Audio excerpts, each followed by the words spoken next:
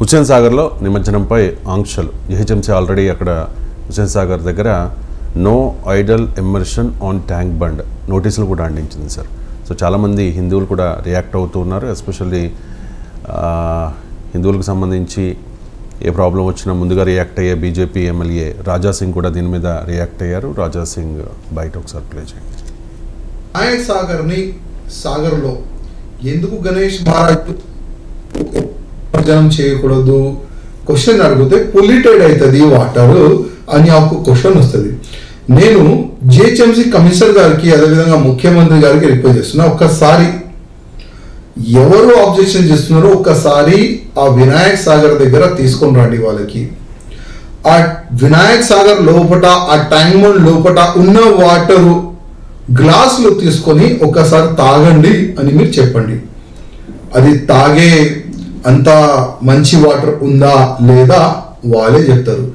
మొత్తం సరౌండింగ్ మురికి నీళ్ళు దాంట్లో వస్తుంది, సరౌండింగ్ ఉన్న ఫ్యాక్టరీ వేస్ట్ వాటర్ దాంట్లో స్టోర్ అవుతుంది.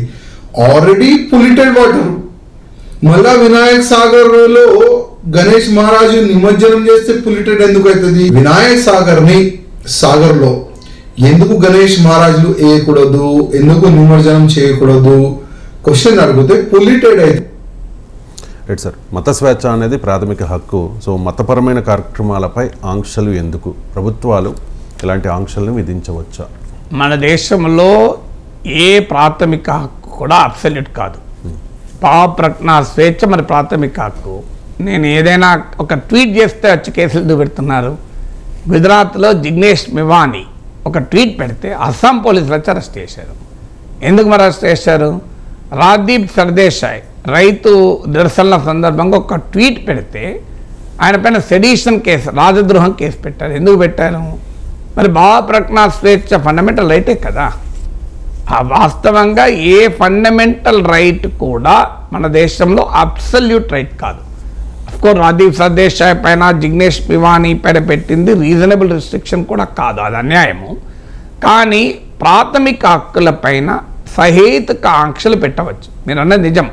మన దేశంలో మతపరమైన స్వేచ్ఛ ఉంది. ఎవ్రీ ఇండియన్స్, భారత పౌరులందరికీ కూడా తమ నచ్చిన మతాన్ని విశ్వసించి ఆచరించి ప్రచారం చేసుకునే అవకాశం ఉంది. Right to propagate religion, practice and propagate religion fundamental right, ఎవరికి అనుమానం లేదు. కానీ any fundamental right in India is subject to reasonable restriction. అంటే పబ్లిక్ ఆర్డర్, మొరాలిటీ, ఇలా కొన్ని రకాల కారణాల రీత్యా రాజ్యానికి ఆంక్షలు విధించే అవకాశం ఉంటుంది. ఇప్పుడు మీకు ఫ్రీడమ్ ఆఫ్ అసెంబ్లీ అంటే ఎవరైనా ఒక సమావేశం పెట్టుకోవచ్చు. ఫ్రీడమ్ టు ప్రొటెస్ట్, నిరసన తెలిపే హక్కు ఉంటుంది. మరి ఎందుకు పర్మిషన్లు ఇవ్వరు పోలీసులు? అంటే కారణం ఏంటి? రీజనబుల్ రిస్ట్రిక్షన్స్ అని చెప్పి ఇవ్వరు. అది టెస్ట్ ఆఫ్ రీజనబుల్నెస్ అంటారు. అది ఎవరు డిసైడ్ చేయాలి? అల్టిమేట్గా కోర్టులో డిసైడ్ చేయాలి. టెస్ట్ ఆఫ్ రీజనబుల్నెస్, సాధ్యమైనంత మేరకు మత స్వేచ్ఛపై కానీ ఏ రకమైన ప్రాథమిక స్వేచ్ఛలపై కూడా రాజ్యము ఆంక్షలు విధించకూడదు సాధ్యమైనంత మేరకు. కానీ అధికారమే ప్రభుత్వాలకు లేదా అంటే ఉంది. ఎక్కడ అధికారం ఉంది, ఎక్కడ అధికారం లేదు, అది కూడా మనకు అర్థం కావాలి. దీనిపైన మీకు ఎక్లియాస్టిక్ జ్యూరిస్ప్రుడెన్స్ అంటారు. దీన్ని ఎక్లియాస్టిక్ జ్యూరిస్ప్రుడెన్స్ అంటే మతపరమైన అంశాలపైన వచ్చిన కోర్టు తీర్పులు ఎవాల్వ్ అయిన లా. ఎప్పుడు కూడా మన చట్టాన్ని రెండుగా కలిపి చూడాలి. ఒకటి చట్టంలో ఏముంది, రాజ్యాంగంలో చట్టంలో ఏముంది, what is there in the constitution and the law. రెండవది what are the judgments of constitutional courts, supreme court కానీ హైకోర్టు కానీ. అంటే రాజ్యాంగము, చట్టము, జ్యూరిస్ప్రుడెన్స్ ఈ మూడు కలిపితే మన దేశంలో చట్టం. అందువల్ల ఎక్లియాస్టిక్ జ్యూరిస్ప్రుడెన్స్, మతపరమైన అంశాలపైన సుప్రీంకోర్టు, హైకోర్టు ఇచ్చిన అనేక తీర్పులు ఉన్నాయి. ఇప్పుడు ఆదిశైవ నలసంగం తీర్పు అని ఇలా అనేక తీర్పులు ఉన్నాయి. ఈ తీర్పులు అన్నిటిని నేను ఇప్పుడు కోట్ చేయడం లేదు, కానీ ఈ తీర్పుల సారాంశాన్ని మీకు చెప్తాను. ఆ తీర్పుల సారాంశం ఏంటంటే over a period of time భారతదేశంలో ఎవాల్వ్ అయిన ఎక్లియాస్టిక్ జ్యూరిస్ప్రుడెన్స్ చెప్పేది ఏంటంటే రెండు అంశాలపైన ప్రభుత్వాలు మత స్వేచ్ఛలో జోక్యం చేసుకోవచ్చు. ఒకటి essential elements of the religion, అవునా కాదా అనే క్వశ్చన్ వేసుకోండి. రెండు ప్రైమసీ ఆఫ్ పబ్లిక్ ఇంట్రెస్ట్, అవునా కాదా.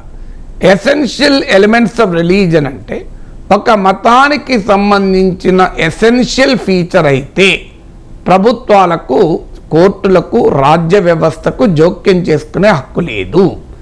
కానీ essential element of the religion, essential feature of the religion కాకపోతే ప్రభుత్వము ఆంక్షలు విధించే హక్కు ఉంటుంది. ఇప్పుడు మీకు ఉదాహరణకు మీకు శబరిమల ఇష్యూ కోర్టు ముందుకు వచ్చినప్పుడు సుప్రీంకోర్టు అడిగిన క్వశ్చన్ అదే, స్వామి అయ్యప్ప స్వామి హిందూ మతంలో భాగమా కాదా అని. భాగమే.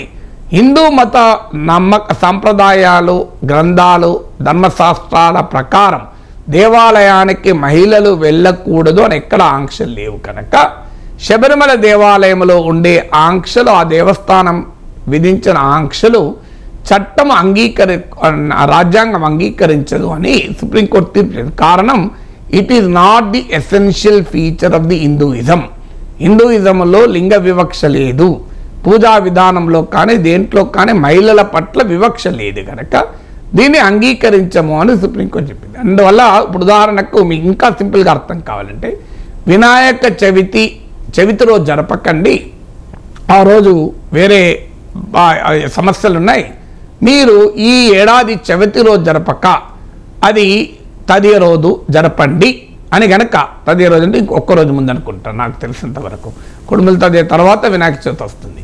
సో తదియ రోజు జరపండి అని గనక ప్రభుత్వం ఒక జీవో ఇచ్చింది అనుకోండి, ఎందుకంటే చవితి రోజు ఎగ్జామినేషన్లు ఉన్నాయి, చాలా ఇంపార్టెంట్ పరీక్షలు ఉన్నాయి, అందువల్ల మీరు చవితి రోజు జరుపుకోకండి, తదియ రోజు జరిపారని, అది నిలబడదు జీవో. ఎందుకంటే వినాయక చవితి అనేది చవితి రోజే జరుపుతారు, వినాయకుడు చవితి రోజే పుట్టాడు కనుక అది కూడా ఆ చవితి ప్రవేశించిన తర్వాత. ఇవాళ వినాయక చవితి ఇప్పుడు మనకు ఈసారి వినాయక చవితి 11 దాకా వినాయక చవితి పెట్టుకోకూడదు అని పెద్దలు చెప్పారు కనుక పురోహితులు 11 తర్వాత పెట్టారు. మా ఇంట్లో కూడా 11 తర్వాత పెట్టారు వినాయకుడిని, ఎందుకంటే 11 దాకా చవితి ప్రవేశించలేదు అని కొంతమంది పండితులు చెప్పారు కనుక దాన్ని ఫాలో అయ్యాం. అఫ్కోర్స్ కొన్ని రకాల పండితులు వేరే రకంగా చెప్పచ్చు, నేను అనేది మేము ఫాలో అయ్యని చెప్తున్నాం. అంటే 11 తర్వాతనే వినాయకుని పెట్టి పూజ అయిపోయినాక లంచ్ చేసే వరకు ఒకటైంది. అందువల్ల అంటే చవితి రోజు ఆ పండుగలో జరపరు, వినాయక చవితి రోజు జరుపుతారు తప్ప మీ ఇష్టం వచ్చిన తది రోజు జరపరు. ఎందుకంటే వినాయకుడు తది రోజు పార్వతీమాత పుట్టించలేదు, పార్వతీమాత పుట్టించింది చవితి రోజు, అందువల్ల వినాయక చవితి రోజు జరుపుతారు. అది essential element of the religion. కానీ వినాయక విగ్రహం ఎంత ఉండాలి, ఇది ఏ హిందూ ధర్మశాస్త్రాల్లో, పురాణాల్లో ఎక్కడన్నా వినాయకుని విగ్రహం ఇంత ఉండాలి అని ఉందా? వినాయక విగ్రహం దేంతో చేయాలని ఉందా? దేంతోనే చేయొచ్చు, లేకపోతే ఆఖరికి చిన్న పసుపుతో కూడా మనం వినాయకుని చేసుకోవచ్చు. వినాయకుడికి ఉన్న గొప్పతనం అది. మీరు వినాయకుడికి ఏ ఆర్భాటాలు అవసరం లేదు, ఇంటి చుట్టూ ఉన్నటువంటి తులసి చెట్లు ఉన్న తులసాకు తీసుకోవచ్చు. మీరు ఏదంటే అది అడవిలో ఉన్నామనుకో, అడవిలో రావాకు దొరుకుతుంది, రావాకు తీసుకొని వినాయకుడిని పూజ చేయి. మీరు ఏదంటే నేరేడు, మీరు గమనించండి వినాయకుడికి ఉన్న గొప్పతనం ఏంటంటే is the most universal God, చాలా కామన్ మ్యాన్ గాడ్. మీరు ఏమి లేదు, మట్టి ఉన్నది మీ దగ్గర చుట్టూ, మట్టితో వినాయకం చేసుకో, పసుపుతో వినాయకం చేసుకో, పసుపు లేదు మట్టితో చేసుకో, మీకు ఏదైనా వినాయక విగ్రహమే. సో వినాయక విగ్రహం దీంతోనే చేయాలని ఎక్కడ లేదు, మన వాళ్ళు రంగులేసి ప్లాస్టిక్ పాలతో చేస్తున్నారు, సో ఎక్కడా లేదు. మళ్ళీ వినాయకుడికి ఇచ్చేది అన్నీ చూడండి మన చుట్టూ దొరికినాయి. నువ్వు ఇప్పుడు అంటే హైదరాబాద్లో దొరకక మనం కొంటున్నాం, అమెజాన్లో ఆర్డర్లు ఇస్తున్నాం, కానీ అసలు ఒక సామాన్యుడు మీరు గ్రామాల్లో ఉంటే అన్నీ దొరుకుతాయి. మీరు చూడండి తులసి దొరుకుతుంది, మీకు రావి దొరుకుతారు, ఇది జిల్లేడు దొరుకుతుంది, ఏదంటే దొరుకుతాయి వినాయకుడికి అవన్నీ కూడా మళ్ళీ గొప్ప ఔషధ గుణాలు ఉన్న మొక్కలు, మామూలు మొక్కలు కూడా కాదు. మళ్ళీ ఎందుకు వినాయకుడిని నిమజ్జనం ఎందుకు చేస్తారు, దానికి కూడా కారణం ఉంది. వినాయకునికి పూజకు వాడేవి అన్నీ కూడా చాలా ఔషధ గుణాలు ఉన్నటువంటి ఆకులు మొక్కలు. ఈవెన్ బతుకమ్మ పండుగ కూడా కాన్సెప్ట్ అదే. బతుకమ్మ పండుగకు వాడే పూలన్నీ కూడా ఔషధ గుణాలు ఉన్నాయి. ఈ వినాయక చవితి కానీ బతుకమ్మ పండుగ కానీ మాన్సూన్ వచ్చాక వస్తాయి కనుక ఒక రకంగా వాటర్ సోర్సెస్ ప్యూరిఫై అవుతాయి. ఎందుకంటే ఒకప్పుడు మట్టితోనే చేసేవాళ్ళు వినాయకుడు, పసుపుతో చేశారనుకో, మట్టితో చేసిన వినాయకుడిని తీసుకెళ్ళి అన్ని రకాల ఆకులు, అనేక రకాల ఆకులతో పాటు మీరు నీళ్ళల్లో వేస్తే ఆ నీరు శుద్ధి అవుతుంది. అది దానికి ఉన్న గొప్ప హిందూ ధర్మశాస్త్రాల్లో ఉన్నటువంటి ఒక శాస్త్రీయత. అది ఎక్కడి దాకా తీసుకెళ్ళా మనము. కానీ హైదరాబాద్లో నేను అబ్జర్వ్ చేశాను సార్, నిమజ్జనం జరిగే సమయంలో ఆ పత్రి అంటారు కదా సార్, ఔషధ గుణాలు ఉన్న పత్రి అంతా తీసుకెళ్లి డస్ట్బిన్లో వేసేసి దాన్ని, అదే మరి మనం అక్కడ దాకా వచ్చాము. ఇప్పుడు మనకు ఒక సైంటిఫిక్ థాట్ ప్రాసెస్ ఉంది దాంట్లో.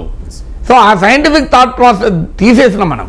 ఇప్పుడు ఉదాహరణకు పసుపు రాసుకోవాలని ఎందుకంటారు ఆడవాళ్ళు, వెనకటి ఆ రోజుల్లో ఆడవాళ్ళే మాత్రమే వంటలు చేసేవాళ్ళు. ఇప్పుడు మగవాళ్ళే కిచెన్లో ఎక్కువ కాసేపు ఉంటున్నారు.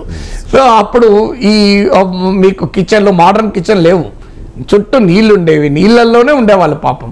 అందువల్ల వాటర్ కాళ్ళు చెడతాయి గనక యాంటీసెప్టిక్గా ఉంటుంది గనక మీకు పసుపు రాసుకోమని చెప్పారు. ఇప్పుడైతే మగవాళ్ళు కాదు, ఆడవాళ్ళు ఎందుకు రాసుకుంటారు, దాని వెనకాల ఉన్న సైన్స్ అది. ఇప్పుడు ఏం చేస్తున్నాం మనం, కడపలకు పసుపు రాస్తే క్రిమికీటకాలు రావాలి. ఇప్పుడు ఎల్లో పెయింట్ కొడతాను. సో గ్రీన్ లీవ్స్ ఉంటే ఫ్రెష్ ఆక్సిజన్ వస్తుందని దాన్ని తీసుకెళ్ళి గ్రీన్ ప్లాస్టిక్ లీవ్స్ కడుతున్నాం, మామిడాకులు. మన ఇళ్ళల్లో చూస్తున్నాం కదా, మంచి పవిత్రమైన మామిడాకులు కట్టాల్సింది. అందువల్ల నేను అనే పాయింట్ ఏంటంటే, వినాయకుడి విగ్రహం దేంతో చేయాలి, ఎక్కడ మీకు ధర్మశాస్త్రంలో గొప్పతనం అది. వినాయకుడి సైజ్ ఎంత ఉండాలి, ఎక్కడ నిమజ్జనం చేయాలి, ఇవి essential element of the religion, అవునా కాదా అన్నది. ఎసెన్షియల్ ఎలిమెంట్ కాకపోతే ప్రభుత్వం ఆంక్షలు పెట్టవచ్చు. ఇప్పుడు సైజ్ ఆఫ్ ది ఐడల్, వినాయకుడి విగ్రహ ఎత్తు పైన ప్రభుత్వం ఆంక్షలు పెడితే ఏ కోర్టు అభ్యంతరం చెప్పదు. ఇక రెండవది ప్రైమసీ ఆఫ్ పబ్లిక్ ఇంట్రెస్ట్ అంటారు. అంటే ఇప్పుడు ఉదాహరణకు రోడ్డు పైన మీకు ఏదైనా మతం, ఈ మతం ఆ మతం సంబంధం, గుడి కావచ్చు, మసీద్ కావచ్చు, చర్చ్ కావచ్చు, రోడ్డు పైన ఉందనుకోండి, నా మత స్వేచ్ఛ, నేను రోడ్డు పైన ఉంటాను అనరాదు. జస్టిస్ గోపాల్ గౌడే సుప్రీంకోర్టు జడ్జిగా ఉన్నప్పుడు గొప్ప తీర్పు ఇచ్చాడు. God will never intent to obstruct the path అన్నాడు. ఏ భగవంతుడు కూడా రోడ్డుకు అడ్డం పడాలి, ప్రజలకు ట్రాఫిక్ అని కోరుకోడు అని చెప్పాడు. భగవంతుడు కోరుకుంటాడా? భగవంతుడు ఎంత గొప్పవాడండి. మనమన్నా రాగద్వేషాలతో ఉంటాం, భగవంతునికి సమస్త జీవరాశుల మేలే కోరుకుంటాడు భగవంతుడు. భగవంతుడికి ఇలాంటి రాగద్వేషాలు ఉండవు, పగలు కక్షలు ఉండవు భగవంతునికి. అంతటి నిర్మల ఉదయుడు భగవంతుడు. అందువల్ల మీకు primacy of public interest, road అనేది పబ్లిక్ ఇంట్రెస్ట్. నేను అక్కడ అడ్డంగా నేను నా ఆరాధనా స్థలం పెడతాను, నా మత స్వేచ్ఛ ఉందంటే మన రాజ్యాంగం ఒప్పుకోదు. అందువల్ల ఇస్లామిక్ దేశాల్లోనే రోడ్డు పైన ఉన్న మసీదులు తరలించారు. మన దగ్గరనేమో మనకు మత స్వేచ్ఛ అంటే ఏంటిది, రాజ్యాంగం అంటే ఏంటిది మనం పట్టించుకోం. అందువల్ల పబ్లిక్ ఇంట్రెస్ట్, ఇప్పుడు ట్రిపుల్ తలాక్ జడ్జిమెంట్ అప్పుడు అదే ఇచ్చింది కదా. ముస్లిం పర్సనల్ లా బోర్డు వీళ్ళు ఏమన్నారు, మా మతం మా ఆచారం మీరెవరు అన్నారు. అయ్యా పబ్లిక్ ఇంట్రెస్ట్ ఉంటుంది, నీ ఆచారం అని చెప్పి ఆడవాళ్ళ పని హింసిస్తాను ఒప్పుకుంటారా? సతీ సహగమన నా ఆచారం అంటే ఒప్పుకున్నామా? సో అందువల్ల ప్రైమసీ ఆఫ్ పబ్లిక్ ఇంట్రెస్ట్ ఉండడం. అయితే రాజాసింగ్ చెప్తున్న ఆర్గ్యుమెంట్, హుస్సేన్ సాగర్ ఇప్పటికే కలుషితమైంది కదా, అంటే వినాయకుడిని కలుషితమైన నీళ్ళు ఎందుకు వేయాలి? నాకు ఇంకా బాధ అనిపించేది ఏంటంటే, ఆ భగవంతుని మనం కలుషితం చేసిన నీళ్ళలో, అంటే సీవేజ్ వాటరు, మురికి నీళ్లు, పారిశ్రామిక వ్యర్థ పదార్థాలు, ఇళ్లలో ఉన్న వ్యర్థాలతో నింపిన కుళ్ళి కంపు కొట్టేటువంటి హుస్సేన్ సాగర్లో భగవంతుని విగ్రహం వేయడం అనేది ఇంకా బాధ కలిగిస్తుంది కదా. అసలు మొదలు దాన్ని క్లీన్ చేయాలి ఫస్ట్. నీకు వినాయక విగ్రహాలు వేసే ముందు హుస్సేన్ సాగర్ని తాగునీళ్ళలాగా చేయగలగాలి. రాజాసింగ్ అన్న నిజం, ఒక గ్లాసులో వాటర్ తీసి తాగండి ఎలా ఉంటుందో. మరి మనమే తాగలేకపోతే భగవంతుని అందులో వేస్తే అది పాపం కాదా? మొదలు దాన్ని క్లీన్ చేయాలి. అందువల్ల నిజంగానే మట్టి విగ్రహాలే ఉంటే, పత్రి ఉంటే నిమజ్జనం వల్ల ఆ వాటర్ బాడీస్ ప్యూరిఫై అవుతాయి. కానీ కాలక్రమేణా మనం ఏం చేసాం, ప్లాస్టర్ ప్యారిస్తో చేసాం, రకరకాల రంగులు వేస్తున్నాం వాటికి. సో మనము డిస్టార్ట్ అయ్యాం. అప్పుడు మరి అలాంటి సమయంలో ఏం చేయాలనే క్వశ్చన్ ముందుకు వస్తుంది కదా. Right sir. అండ్ రాజాసింగ్ మాట్లాడింది నేను అబ్జర్వ్ చేసి ఒక నోటీస్ చేశాను సార్, ఆయన హుస్సేన్ సాగర్ అంటలే, వినాయక్ సాగర్ అంటున్నారు. అంటే అది వాళ్ళు ఎప్పటి నుంచో అంటున్నారు కదా, దానికి కొత్తగా ఏముంది.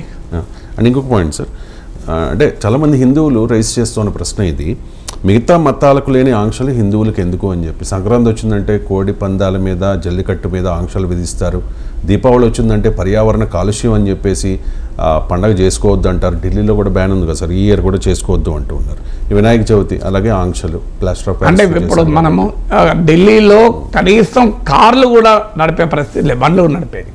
మరి కాలుష్యం పెంచుకుందామా? ఆ కాలుష్యం వల్ల హిందువులు కదా బాధపడేది, ఏదైనా వేరే వాళ్ళు బాధపడతారా? 80% హిందువులే కదా బాధపడేది. అంటే కొంతమంది అంటే హిందువుల ఊపిరితిత్తులు దెబ్బతిన్నావా? మన హిందువుల ఊపిరితిత్తులు ఇప్పుడు ఢిల్లీలో కాలుష్యం పెరిగితే 80% హిందువులే కదా ఢిల్లీ జనాభా, మోర్ దెన్ 80%. వాళ్ళ ఊపిరితిత్తులు అందరూ దెబ్బతింటాయి కదా. అంటే మన హిందువుల ఊపిరితిత్తులు మనమే నాశనం చేస్తున్నామా? చెప్పండి. హిందువుల ప్రయోజనాలే కాదని ఎవరన్నారు. కానీ మీరు అన్నట్లు ఒక్క హిందూ మత అంశాలు మాత్రమే ఈ 2 principal essential elements of religion, primacy of public interest apply చేసి మిగతా రిలీజియస్ యాక్టివిటీకి అప్లై చేయకపోతే తప్పే, అనుమానం లేదు. ఇప్పుడు నేను అదే చెప్పాను కదా, రోడ్డు పైన గుడి తీసి మసీద్ తీయలేదనుకోండి, చాలా పొరపాటు. అది గుడి అయినా మసీద్ అయినా చర్చ్ అయినా ఒకే రకమైన విధానం ఉండాలి. సెక్యులర్ స్టేట్లో మీరు ఒక మతానికి ప్రత్యేకమైన ప్రివిలేజెస్ ఇస్తాము, ఎసెన్షియల్ ఎలిమెంట్ ఆఫ్ రిలీజన్ అనే ప్రిన్సిపల్ పట్టించుకోకుండా పబ్లిక్ని పట్టించుకోవడం తప్పే. అది ఎట్టి పరిస్థితులు అంగీకరించకూడదు. సో అనుమానమే లేదు, దానికి ఏమీ డిస్ప్యూట్ ఏముంది ఒక మతం పైన. కానీ ఒక దగ్గర తప్పు జరుగుతూ ఇంకో తప్పును మనం సమర్థించలేము. ఇవాళ వాటర్ మన ఉదాహరణకు పొల్యూట్ టపాకాయలు వెదజల్లే విషవాయువుల వల్ల కాలుష్యం ఏర్పడితే నష్టపోయేది హిందువులే కదా. దానికన్నా మీరు దీపాలు వెలిగించిన నెయ్యితో ఎంత బ్రహ్మాండమైన ప్యూరిటీ వస్తుందండి. యజ్ఞం చేయండి, ఎంత అద్భుతంగా ఉంటుంది. మొత్తం నీకు వాతావరణం మొత్తం పోతుంది. మీరు మీ ఇంట్లో రోజు ఒక రోజన్నా కనీసం మీకు భక్తిభావం ఉంటే యజ్ఞం చేసి ఆ యజ్ఞములో వాడేటువంటి అన్నీ, మీరు బడి చెడులు 6 మందిరం ఉంటుంది, వెళ్ళండి, దొరుకుతాయి అన్నీ. సో అందులో వేసి గాయత్రి మంత్రాన్ని జపించండి. ఓం భూర్భువస్వాహ తత్సవితుర్వరేణ్యం భర్గో దేవస్య ధీమహి ధియో యో నః ప్రచోదయాత్. ఓం శాంతి ఓం శాంతి ఓం శాంతి అనండి. మీకు మనసు ప్రక్షాళన అవుతుంది, మీకు ఇల్లు ప్రక్షాళన అవుతుంది కదా. అందువల్ల మతపరమైన ఆచారాలు నేను లైవ్లో సడన్గా చెప్పాను, ఏమైనా ఉంటే తప్పుంటే ఆ గాయత్రి మాత్రం నన్ను క్షమిస్తుందని ఆశిస్తాను. సో అందువల్ల ఒకవేళ తప్పుంటే అంటే గాయత్రి మాతకు ఖచ్చితంగా నన్ను క్షమిస్తుంది, అందులో అనుమానమే లేదు.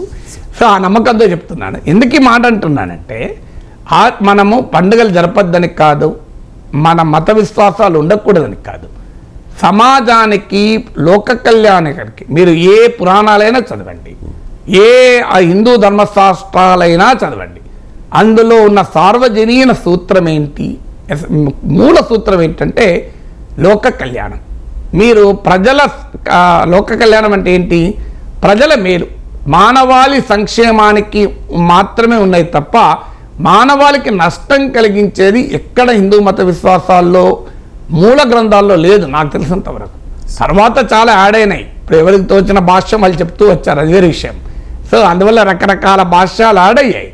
సో మూల గ్రంథాల్లో ఎక్కడా కూడా మానవాళికి నష్టం చేయండి అని, అశాస్త్రీయంతో నష్టం చేయండి అని ఉన్నదని అనుకోను. ఒకవేళ ఉన్నదనుకుందాం, మార్చుకుందాం. ఎందుకంటే ఏదైనా మత గ్రంథం, అది హిందూ మత గ్రంథం అనే కాదు, అది ఇస్లాం అయినా క్రిస్టియానిటీ అయినా కొన్ని వందల సంవత్సరాల క్రితం అప్పుడున్న సామాజిక స్థితిగతుల్లో ఏర్పరచుకున్న ఆచార వ్యవహారాలు, సాంప్రదాయాలు, పరిస్థితులు మారుతున్న పరిస్థితులకు అనుగుణంగా మనం మార్చుకోవాలి కదా.